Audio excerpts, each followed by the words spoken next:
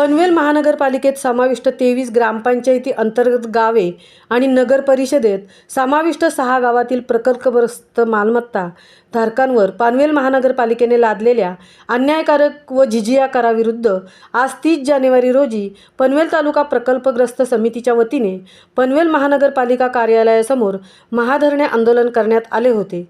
या आंदोलनात थाळीनाद करीत हजारो महिलांनी पालिकेच्या विरोधात जोरजोरात घोषणा देऊन महापालिकेच्या प्रशासनाचा तसेच गतसत्ताधारी नगरसेवकांचा निषेध करण्यात आला।